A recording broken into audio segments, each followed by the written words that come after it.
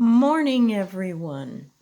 Today is a little bit of a treat. This is an oracle, and it's called, in my words, we'll say Dalgario. And I found it an oracle with just a little bit of darkness, and I quite enjoyed it. Now, when you look at the little booklet here, it does say, and you can see there on the box, Alcide Nathanael. And it's just a simple tuck box. And we can't read the back because we don't speak French that fluidly. But you can see that it gives a little hint of the images inside. And I really like that the deck has dark borders. It seems to keep the image contained. So when we look in the little booklet, which does have some English, it's just a tiny little book. But it tells you how to start within it. And the game is yours. It is of the most importance that no other than you use it. Well, I like to use my decks with all kinds of people. And everyone is welcome to shuffle when I use a deck. So take some of the stuff in here with that grain of salt they talk about. But know that this is really a nice deck.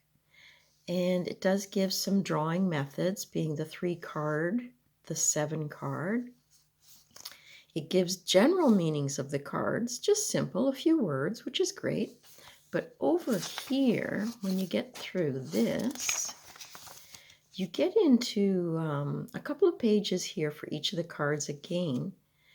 But it's meant to be used also for previous life drawing method, as you can see there. And so I found this deck really stirred the intuition. I found that quite neat. And I did do a sort of past life spread for me. I'm not going to share that here. That's just a little bit personal. And I'm not sure if everybody believes in that thing. I do.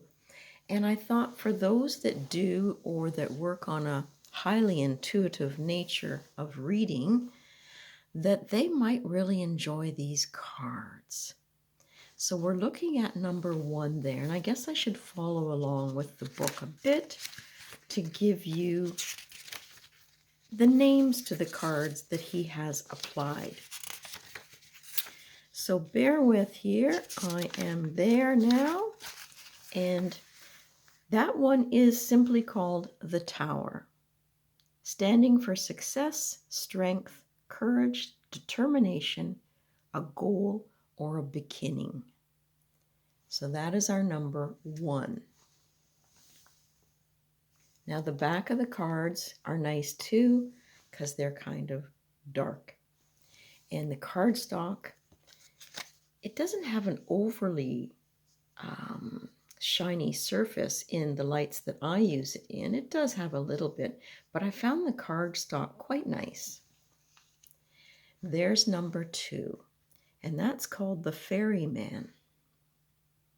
It can stand for an entity, a message, a loneliness, brevity, or a spiritual guide.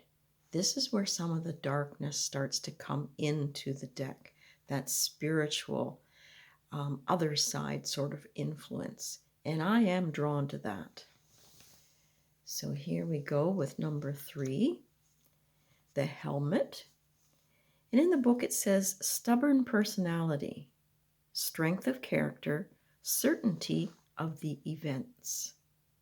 And I do read these reversal too. So to me that might be taking off that mask if you are wearing one there. So if this is severe and hard, this might be a little bit softer. Okay, number 4, Guardian of the Night. Spirituality turned to darkness, distrust, and observation. The wise old owl. Number 5, the Train. Traveling to a new start and needing patience. The numerology on this deck is much better than some of the others that I have seen lately. You don't struggle so much to try to find what number it is. Now, number 6 is the bridge. Really peaceful looking deck. On some of the cards, especially like this one, they just draw you right in.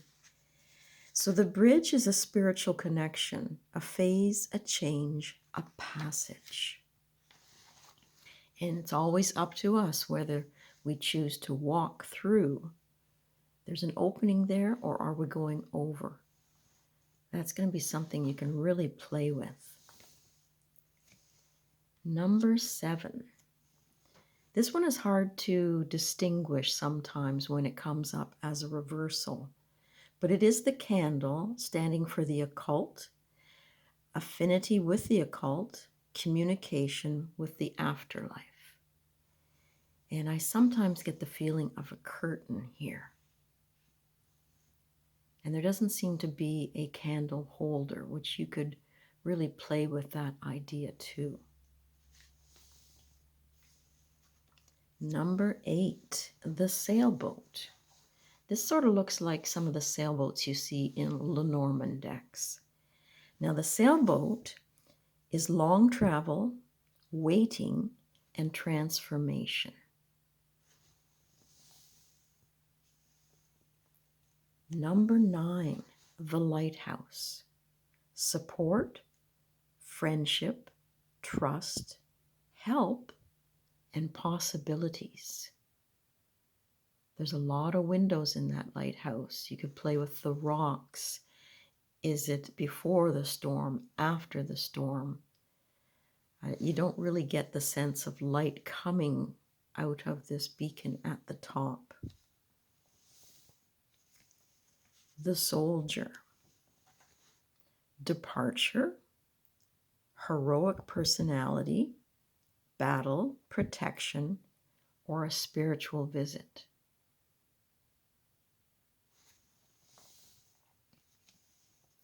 The staircase. Well, it talks about new horizons, possibilities, spiritual, social, and professional rise. Again, it's like another entryway. Will you walk up those stairs? Will you take those few steps? The bell tower. Well, this one talks about brutal change, choice, destiny, religion, and fate.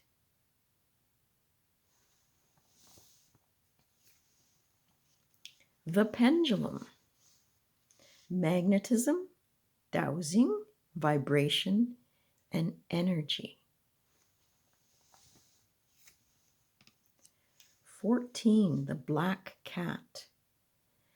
Possibly in need of independence, witchcraft, black magic.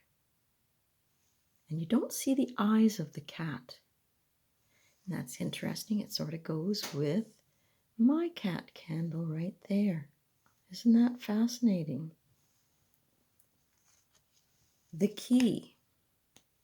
Now this can stand for a gift, spirituality, new possibilities, spiritual opening, an opportunity, or a secret. And that's another image that often comes up in Lenormand, is the key. And when I see the key in a reading, I always look there first, because usually that is the key, that is the answer. Especially look at the cards around it. Now this is 16, hope, standing for a stable relationship, a true love, happiness, a new life, something's blossoming. 17, ruins, nostalgia, memory, pain bound to the past, kindness to others. This one is 18, very similar to the Death card in some decks. And this talks about, with the title, Eternal Rest, that maybe there is a spiritual death, a death depending to the cards surrounding it, talking of transformation and change. The Isolated Tower. I thought there was a few towers in this deck, and now it's nice to see this and review it again. And this one also has a gate that you can play with visually. So the Isolated Tower is about divinatory dreams, premonitory dreams, isolation, working on oneself, and the need to follow your inner voice. It has that sort of desolate feel to it. 20 is the Iron Body. This one throws me sometimes when I get it in a reading. It's high protection, spiritual or physical, power, loyalty, strength, and character. It seems to me it's like a guard, and can you pass or not? 21. The Riddle. Now that title is a little bit different for what I would expect to see there, but it stands for mystery, revealed secret, thought, and the need to think wisely. So that was 21. We'll try 22, the Opera. And this is where it talks about artistic jobs, gifts for the arts and creation, need of expression, observation, illumination. I don't quite get the illumination unless it's the pulling back of the curtain here. All right, we have a few more to go through. 23 is the Rope, and that sort of is similar to that one. Now the Rope talks about links, whether they be spiritual or physical, being in need possibly of help and instability. 24 is the Letter. I like this card. It's different than the letter in Lenormand. You're actually seeing the writing and an official seal here. So it talks about automatic writing, a message, a letter, exchange or invitation, paper, and a contract. Then 25, not a very nice card looking at it. The Accident, blocking, road, accident, occupational accident, domestic accident, unforeseen, breakdown, panic, disaster, brutal change. Well, that red energy there and going off track, you could certainly play with that. 26, Vitality. Now this one talks about stability, health, and adapts to surrounding cards, happiness and luck. Yeah, there seems to be a little burst of purity there, and you could certainly play with the 5 dots, growth of the leaves. 27, the Urn, inheritance, cash inflow, material goods, acquisitions. Now you could also use this card, I would think, to bridge the gap between our world and the past and maybe connect with ancestors. 28, the Ladder,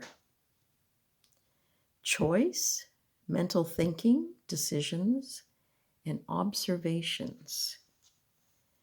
Well, you've got to get past this blockage here and climb that ladder. 29, the Premonition.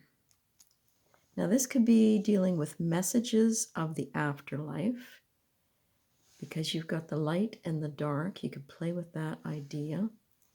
Duality, spiritual or physical. Premonition, intuition, fights or quarrels. There's something dividing there, as well as a branch of rest. Quite neat. 30, work. This to me reminds me, or comes to my mind, thinking of harvest after labor. So it talks about success, family, home, job offer, professional comfort, and definitely harvest. And it's got the 3 there in the 30, so that's always growth to me. Now 31 looks like the Justice card in tarot. This is called the Sword. And they're asking you to consider spiritual power, bravery, confrontation, justice, or a trial. And I always think of the swords as words and trying to bring things into balance. And 3 plus 1 is 4, so that's definitely trying to achieve balance. And the last card, 32, the Tunnel.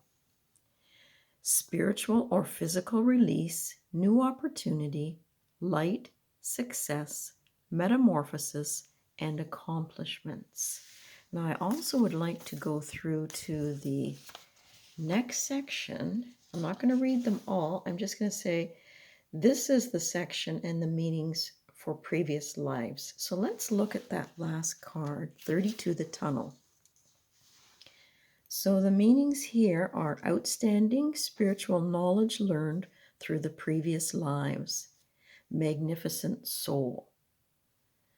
So it does have that oracle feel, does have sort of a dark feel.